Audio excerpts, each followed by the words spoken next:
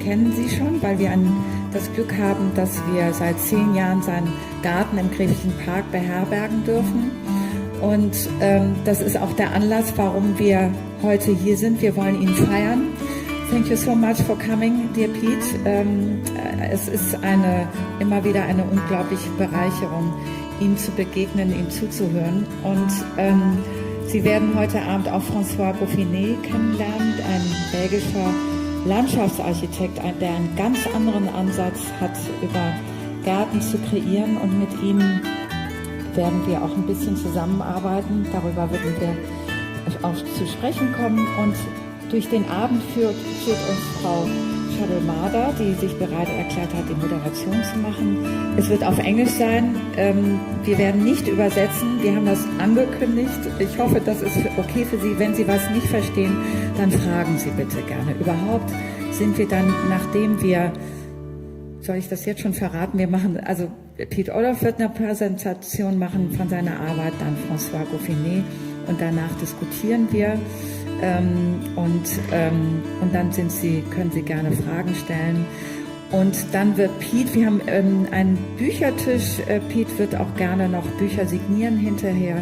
Und ich wünsche Ihnen jetzt erstmal viel Vergnügen heute Abend und schön, dass Sie da sind. Danke.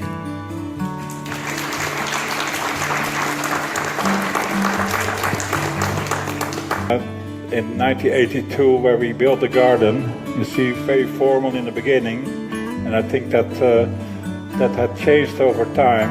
I think the formality was at that time part of what I did. I loved English gardens. I was traveling a lot, and I think in general, every garden had something sculptural. I think, and even with perennials, it looked good. But we had one day that we had after a flood in the summer. I think the garden was on the water, so something happened that you see after the winter the hedges looked like this, and we had to change it. And this is more or less how it looks in the present. So it started very early.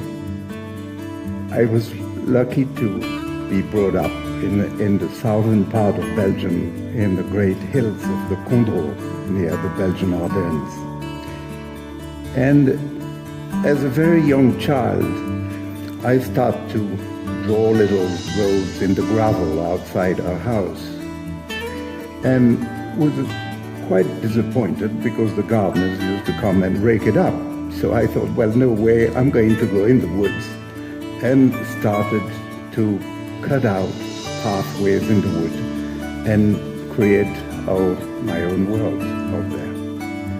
And that was the beginning of what would become one day my career. The important part is that quite early, my father was very worried about that. He wanted me to become a lawyer. Well, too bad, so sad, you know.